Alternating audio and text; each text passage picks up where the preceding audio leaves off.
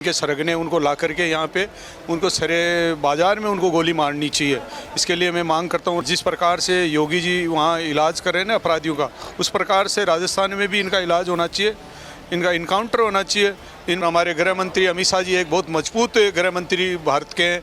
निश्चित अगर ये मन में ठान ले अमित शाह जी कि अपराधी अगर कहीं भी दुनिया के कहीं भी कोने में छिपा होगा तो उसका इलाज कर सकते हैं, तो ये इलाज करना इन अपराध।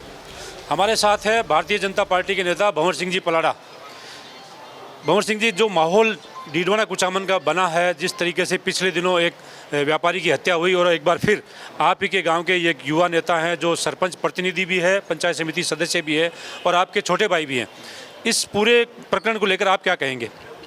मैं तो जो रमेश रुलानिया की जो हत्या हुई थी उसका भी मैं घोर निंदा करता हूँ और ऐसे अपराधियों के विरोध में कार्रवाई करनी चाहिए। और जो इनके सरगने उनको ला करके यहाँ पे उनको सरे बाज़ार में उनको गोली मारनी चाहिए। इसके लिए मैं मांग करता हूँ राज्य सरकार से, और जिस प्रकार से योगी जी वहाँ इलाज कर रहे हैं ना अपराधियों का, उस प्रकार से राजस्थान में भी इनका इलाज होना चाहिए, इनका इनकाउंटर होना चाहिए, इनमें भय होना चाहिए, इनके विरोध में कार्रवाई होनी चाहिए।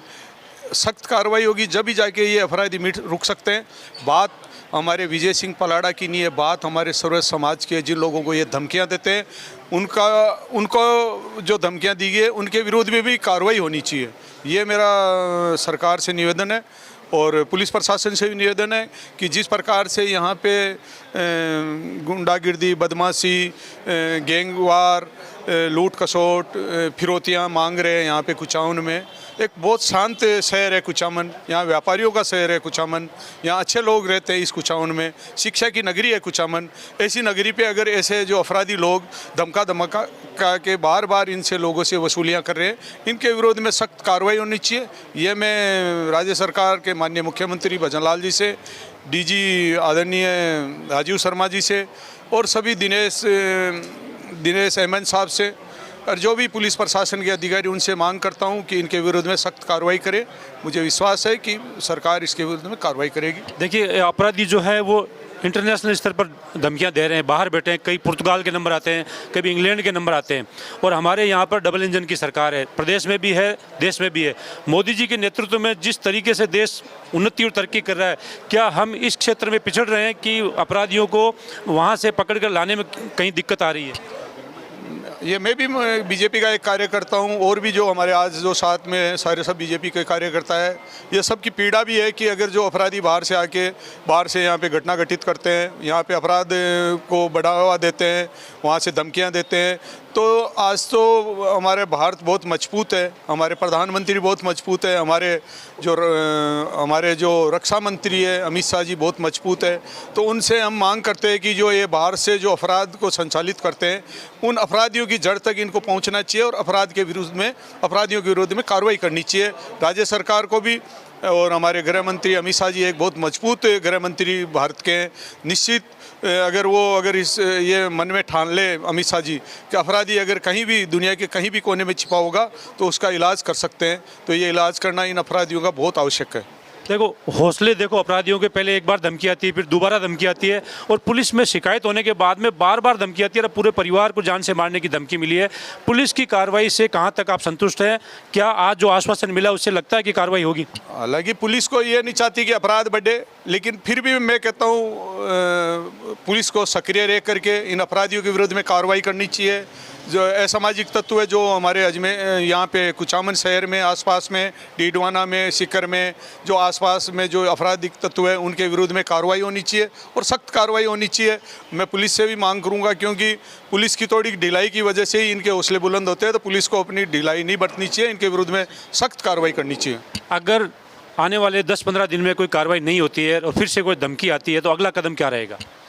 अब हमारे यहाँ पे क्या है, ये आप है, हमारे रणवा जी है, आपने बनाई है समिति, शेषमा जी है, नारायण सिंह जी है, ऐसे कई लोग हैं जो यहाँ के मुखिया लोग हैं। ये समाज के, जाट समाज से, राजपूत समाज से, गुजर समाज से, ब्राह्मण समाज से, 3600 कौम के, सर्व समाज के लोग जो भी निर्णय करेंगे, हम तो एक राजनेता है, हम इनके साथ खड़े रहेंगे। तो ये ज्ञान जी ये सब लोग देख रहे हैं, ये ज्ञान जी वगैरह जो इस सारी समिति वगैरह देख रहे हैं, सारा व्यवस्थाएं देख रहे हैं, जो ये लोग निर्णय करेंगे हम उनके साथ में रहेंगे, चाहे मुख्यमंत्री तक जाना पड़े, चाहे राजस्थान में विधानसभा का घेराव करना पड़े, चाहे सेक्रेटेरिएट पे हमें धरना देना पड़े, उसके लिए हम तैयार रहेंगे। हमारे साथ ज्ञान जी रणवा है। ज्ञान जी, आप बहुत करीब से देखते हैं, हर आंदोलन में आप दिखाई देते हैं और जो धमकियां मिल रही है वो आपसे छुपी भी नहीं है। क्या हो गया है कुचामन को, आखिर कुचामन के माहौल में क्या चल रहा है? देखिए, कुचामन के लिए मैं तो समझता हूँ ये बहुत ही खौफनाक खबर है कि जब से ये गैंगस्टरों ने कुचामन को निशाना बनाया है तब से लगातार धमकियाँ दे रहे हैं, हत्याएँ कर रहे हैं और पुनः दुस्साहस करते हुए पुनः धमकियाँ दे रहे हैं। मैं इसमें सीधा प्रशासन की थोड़े की इसमें मानता हूँ कि शिथिलता रही है, जिसकी बदौलत ही आज रमेश जी की हत्या हुई और हत्या के बाद भी उनका दुस्साहस इसलिए बढ़ रहा है कि ठोस कार्रवाई नहीं हुई। तो मैं तो चाहूँगा कि अगर प्रशासन इस पर ठोस कार्रवाई नहीं की तो ये घटनाएं और बढ़ेगी। आज जो आश्वासन मिला है जिला कलेक्टर और एसपी से, आपको लगता है कि वो आप संतुष्ट हैं उससे? पूर्व की कार्रवाई को देखते मुझे नहीं लगता कि ये ठोस कार्रवाई कर पाएंगे। पहले भी इन्होंने कोई आश्वासन दिए लेकिन उनमें कोई ठोस कार्रवाई नहीं हुई। हमें उम्मीद कम है, लेकिन फिर भी जनता का सब सर्व समाज का आग्रह था कि एक बार इन पर विश्वास फिर व्यक्त किया जाए। हमने विश्वास व्यक्त किया है। अगर 10 दिन में कार्रवाई नहीं करते हैं तो पुनः हम जोरदार धरना प्रदर्शन करेंगे। भारतीय जनता पार्टी की सरकार है प्रदेश में और यहाँ से मंत्री है विजय सिंह चौधरी। आज वो यहाँ पर नहीं थे, विधानसभा चल रही है, लेकिन विजय सिंह को लेकर आप मुख्यमंत्री से मिल सकते हैं। और ये जो गंभीर मामला है, भारतीय जनता पार्टी के पदाधिकारी भी है विजय सिंह, सरपंच प्रतिनिधि भी है, पंचायत समिति सदस्य भी है, यूथ के नेता भी हैं, तो उनको धमकी देना ये मान लीजिए कि भारतीय जनता पार्टी को सीधी चुनौती है। इसकी में बात आपने बहुत अच्छी बातें पूछी है। एक हमारे जिला उपाध्यक्ष को धमकी देना हमारे लिए सबके लिए सोचने विषय कि जब हम हमारे संगठन के लोगों को सुरक्षित नहीं कर पाएंगे तो ये विश्वास हम जनता को कैसे दिला पाएंगे कि जनता सुरक्षित रहेगी। तो ये बहुत चिंतनीय वेज है। इसलिए हमने हमारे जनप्रतिनिधि इसके लिए साफ तौर पे कहा है कि हमारे मुख्यमंत्री के साथ, जिनके पास हमारे गृह मंत्री का उनके पास दायित्व है, तो आप पूर्णतः जो बाहर बैठे जो गैंगस्टर से, विदेशों में बैठे गैंगस्टर, इनके तुरंत इनके खिलाफ कार्रवाई करके इनकाउंटर करें और मजबूत कार्रवाई करें, तब तो हमें थोड़ा विश्वास हो पाएगा। अन्यथा तो इस पर हमारा विश्वास उठ जाएगा और हम कहीं ना कहीं जनता में जाने से घबराने लग जाएंगे कि जनता को हम जवाब क्या दें। तो ये थे भंवर सिंह जी पलाड़ा और ज्ञान जी रणवा।